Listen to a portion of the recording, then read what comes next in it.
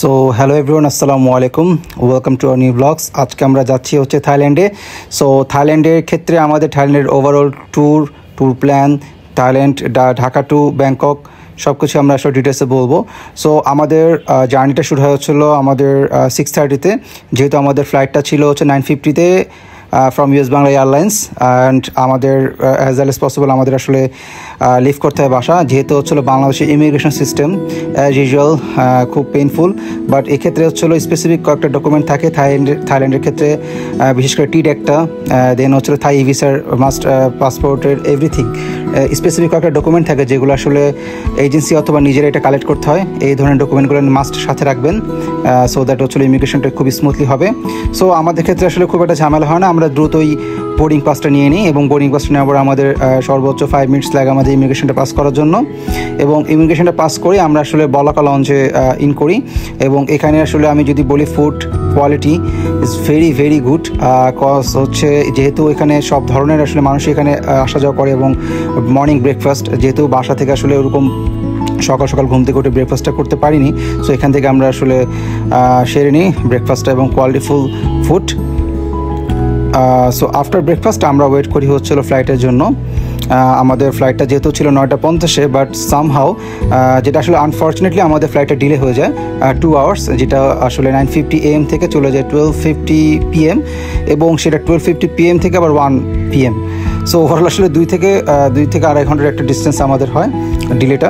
এবং কিছুক্ষণ পর আমাদের একটা মিনি বাস করে আমাদের US বাংলা এয়ারলাইন্সের যে মিনি বাসগুলো সেগুলো এসে আমাদেরকে প্লেন পর্যন্ত নিয়ে যায় এবং আমাদের জার্নি এখান থেকে শুরু হয়। সো US বাংলা এয়ারলাইন্স সম্পর্কে আসলে ডিলেটা সবসময় আসলে ক্যান করে আমি জানি না, বাট এটা হয়ে থাকে আসলে, কখনো 1 আওয়ার্স, কখনো 2 আওয়ার্স, কখনো 3 আওয়ার্স পর্যন্ত হয়ে থাকে। সো তারা আমাদেরকে যে ফুডগুলো আমাদেরকে সার্ভ করেছিল সেটা ছিল হচ্ছে লাঞ্চ টাইম, যেহেতু অলরেডি হয়ে গিয়েছে, খিচুড়ি এবং সাথে ছিল দুটো অপশন, একটা চিকেন অথবা একটা বিফ। সো আমি চিকেন নিয়েছিলাম এবং আমার ওয়াইফ বিফ নিয়েছিল, তার সাথে হচ্ছিল ড্রিঙ্কস এবং মিনারেল ওয়াটার। আর একটা হচ্ছিল যেটা সার্ভ করেছিল সেটা হচ্ছে যে একটা পায়েস বা ফিনির মধ্যে এরকম একটা ডেজার্ট আইটেম তারা সার্ভ করেছিল।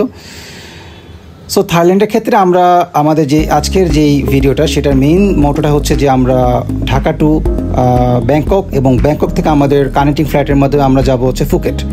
সো এটা হচ্ছে আমাদের ভিডিওর ফার্স্ট পার্ট, এবং আমরা গ্র্যাজুয়ালি একটা করে আমরা পার্ট আসলে আমরা এখানে রিলিজ দিব।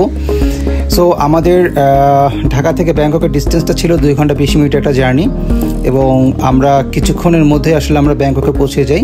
এবং ব্যাংককে যাওয়ার পরই, যেহেতু ব্যাংকক এয়ারপোর্ট ওয়ার্ল্ডের মধ্যে 4 এবং সুবর্ণভূমি এয়ারপোর্ট ইজ মার্ভেলাস। সো সুবর্ণভূমি এয়ারপোর্টে আমরা পৌঁছাই সাথে আমরা আসলে তাড়াহুড়া করে কখন আমাদের কানেক্টিং ফ্লাইটটা আমরা ধরবো, যেহেতু এখানের কানেক্টিং ফ্লাইটটা ছিল হচ্ছে থাই ভিয়েটজেটে। সো আমরা খুব দ্রুত কানেক্টিং ফ্লাইটটা আমরা নিই, যদিও ডিলে হয় এখানে। আমাদের এখানে কানেক্টিং ফ্লাইটের আমরা বোর্ডিং পাসটা নিয়ে আমরা আবার এখান থেকে একটা মিনি বাস করে থাই ভিয়েটসের থেকে একটা মিনি বাস এসে আমাদেরকে তাদের ফ্লাইট এয়ারলাইন্সের আর কি ইন করায়। সো ওদের সার্ভিস আসলে কম্পারেটিভলি বাংলাদেশ থেকে তো অবভিয়াসলি বেটার হবেই। সো সেরকমটাই ছিল অ্যাজ এক্সপেক্টেড। এবং আমাদের ব্যাংকক থেকে হচ্ছে ফুকেটের ডিস্টেন্সটা যদি আমি আওয়ার্সে বলি, সেটা হচ্ছে 1 ঘন্টা 15 থেকে 20 মিনিট, এরকম এর বেশিও লাগতে পারে, বাট আমার কাছে মনে হচ্ছে যে এটা এরকম সময় লেগেছে। সো আমরা কিছুক্ষণের মধ্যে ফুকেট ইন্টারন্যাশনাল এয়ারপোর্টে পৌঁছে যাই এবং আমাদের জন্য আমাদের কার ওয়েট করে, যেহেতু এখানে আমরা আসলে সব আগে থেকেই বুক দিয়ে এসেছিলাম, হোটেল, কার, এগুলো মাস্ট আগে থেকে ইনশিওর করতে হবে। সো আমাদেরকে রিসিভ করলো আমাদের এখানে, যেহেতু এখানে female oriented country, so priority তারা বেশি পায়। সো এক্ষেত্রে আমাদের এখানে একজন ফিমেল ছিল, সো তিনি বেশ ভালো ছিল এবং আমাদের নেম প্লেটটা ধরে তিনি ওয়েট করছিল কখন আমরা আসবো, এবং সে একটা ছবিও তুলে নিল সাথে। সো দ্য গিগ হোটেল, এটা একটা 4-স্টার হোটেল, এবং এটা হচ্ছে লোকেশনটা হলো পাতং বিচের একদম কাছে এবং বাংলা রোডের পাশেই। সো আমাদের হোটেলের ভিউ বা আমাদের হোটেলের ওভারঅল যদি আমি বাংলা টাকা খরচটা বলি, সেটা হবে 4 থেকে 4,500 টাকা। এবং বলা চলে ভালো হোটেল, অ্যাজ ইউজুয়াল যেরকম থাকে আর কি থাইল্যান্ডের হোটেলগুলো। সো আমরা বেশ টায়ার্ড ছিলাম, সো এক্ষেত্রে আমরা জাস্ট হোটেলে ইন করে আমরা একটু ফ্রেশ হই, আমরা বের হয়ে যাই হচ্ছে ডিনারের জন্য, যেহেতু সারাদিন আমাদের প্লেনে 2বার জার্নি হয়ে গেল এবং ওভারঅল টায়ার্ডনেসটা রাতটা কাটানোর জন্য আমরা জাস্ট কিছুক্ষণ হাঁটি। এবং আমাদের যেহেতু থাইল্যান্ডের সবচেয়ে কমন একটা প্ল্যাটফর্ম হচ্ছিল 7-Eleven আমরা পাই। তার পাশাপাশি কিছু অথেন্টিক ফুড কোর্টও ছিল, কিছু অথেন্টিক হালাল ফুডও ছিল। আর এক্সচেঞ্জ রেটটা খুব ইম্পর্টেন্ট। এই যে এক্সচেঞ্জ রেটটা আমি মাত্র মেনশন দেখালাম ভিডিওতে, এই এক্সচেঞ্জ রেট থেকে আমরা সবচেয়ে ভালো রেটটা পাই। পার ডলার ছিল 32.67, বাট আদার্স এক্সচেঞ্জ রেট বা মানি এক্সচেঞ্জে যেই দোকানগুলো ছিল সবগুলো ছিল, ওইখানে কিন্তু কস্টটা খুব একটা মানে বেশি ছিল না, কম ছিল, 32.3747 এরকম ছিল। আর থাইল্যান্ডের ওয়েদার সম্পর্কে যদি একটু বলি, এটা 12 মাসই হচ্ছিল গরম থাকে, এর মাঝে মাঝে বৃষ্টি হয়, রেইন হয়, স্টর্ম হয়, সব কিছু মিক্সড করে একটা ওয়েদার। এখানেও কিছুক্ষণ আগে বৃষ্টি হয়েছিল আমরা আসার আগে। সো আমরা এখান থেকে 7-Eleven ফার্স্ট ইন করি এবং 7-Eleven থেকে আমরা কি ডিনারটা করি। এর পাশাপাশি হচ্ছে আমরা একটা শর্মা এখান থেকে পারচেস করি।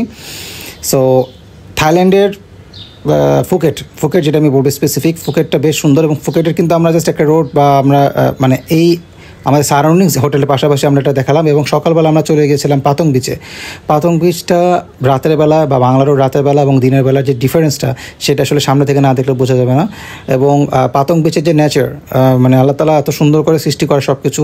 আর আপনারা সবাই আসলে বিভিন্ন কান্ট্রিতে আপনারা এক্সপ্লোর করবেন, যাবেন, ঘুরবেন, বাট আমার মনে হয় যে থাইল্যান্ডে একবার হলো আসা উচিত। হ্যাঁ, থাইল্যান্ডের ভিউটা, থাইল্যান্ডের যেই এক একটা প্লেস লাইক ফুকেট, ফিফি অথবা ক্রাবি অথবা পাতায়া আর ব্যাংকক, এই প্রত্যেকটা প্লেস একটার সাথে একটার কিন্তু বেশ ডিফারেন্স, মানে কোনোটার সাথে কোনোটার মিল নেই।